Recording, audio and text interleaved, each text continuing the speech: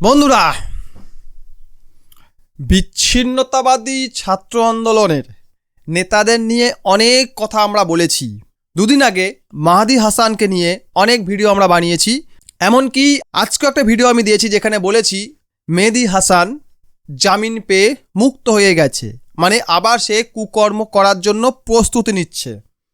কিন্তু গতকালকেই আমি কিছু ভিডিও দেখলাম যেখানে একটা মালকে আমরা দেখলাম যার নামটা ঠিক আমি জানি না, আপনারা দেখুন একবার, তারপরে বলছি।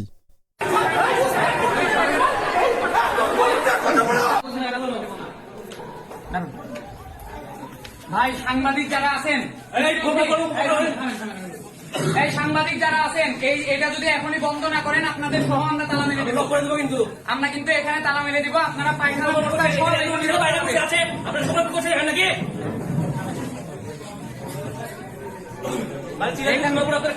এখানে এখনই যদি এটা বন্ধ না করেন আপনাদের সাংবাদিকদের সহ আমরা কিন্তু তালা মেরে দেবো। আমরা চাই না যে সাংবাদিকের সাথে কোন রকমের ভুল ব্যবস্থা ব্যবহার করতে। আমরা ভাই সাংবাদিকদের তালা মারিয়ে দেবো না ভাই, আমরা দেখুন অবস্থা একবার।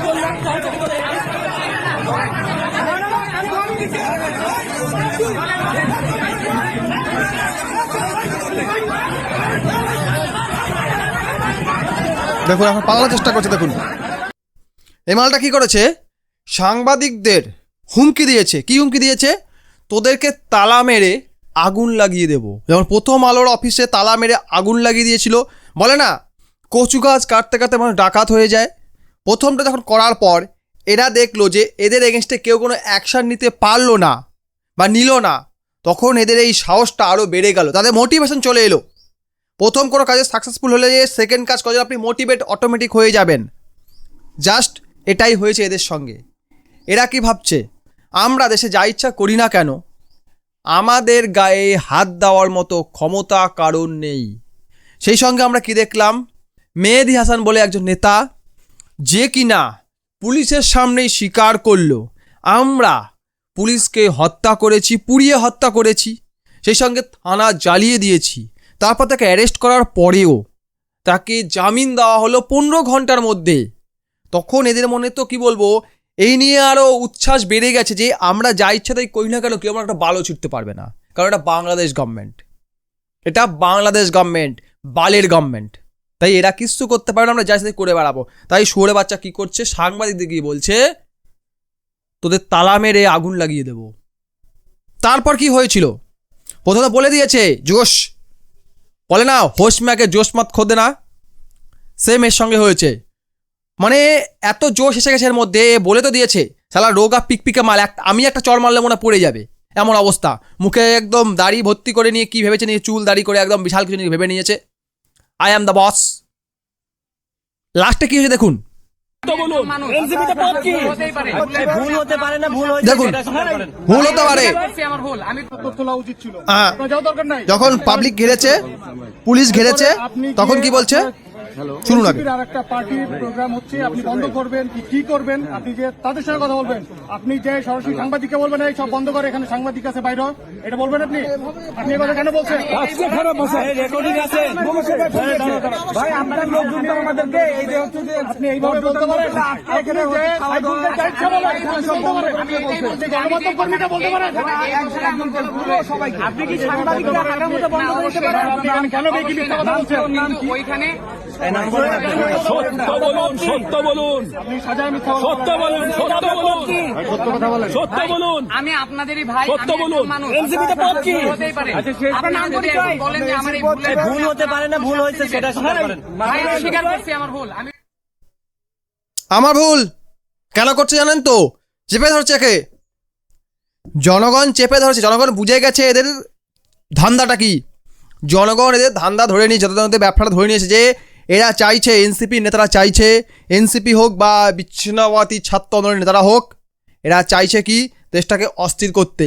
একটা পার্টি এখানে এসে একটা সংবাদ সম্মেলন করছে, তারা নিজেদের বক্তব্য রাখছে, সেখানে শুয়োরে বাচ্চারা ঢুকে গিয়ে কী বলছে, বন্ধ কর নলে তোদেরকে আটকে তালা লাগিয়ে আগুন লাগিয়ে দেব।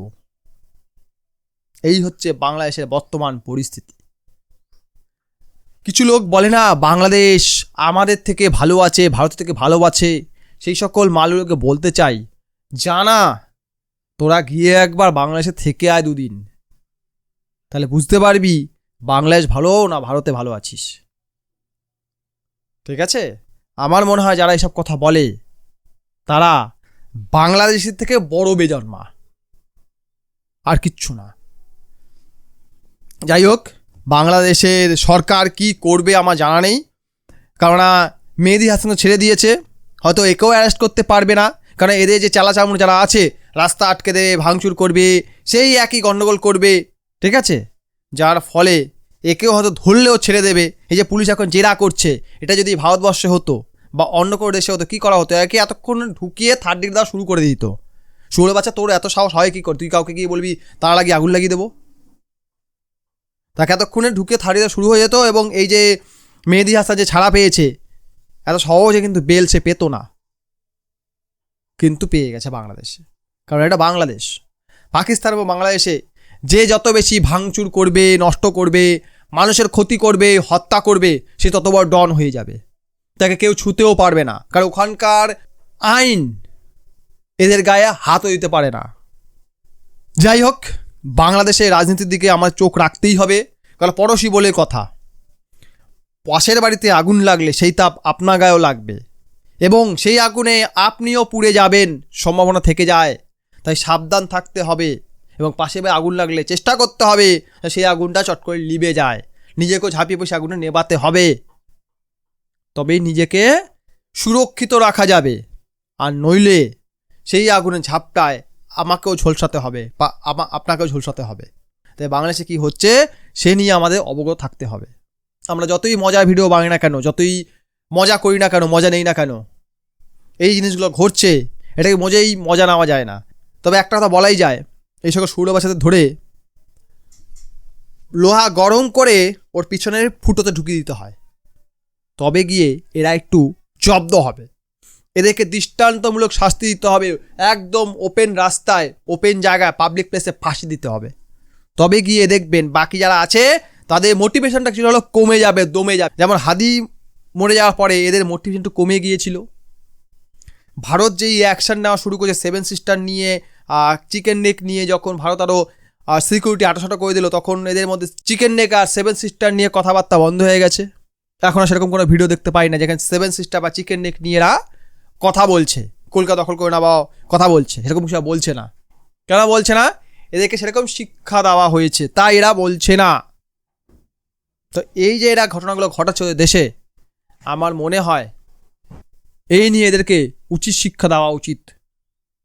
ভিডিও লাইক করুন, কমেন্ট করুন, বন্ধুদের সঙ্গে শেয়ার করুন। আমার চ্যানেল নতুন হলে সাবস্ক্রাইব অবশ্যই করুন। ভিডিও দেখার জন্য অসংখ্য ধন্যবাদ।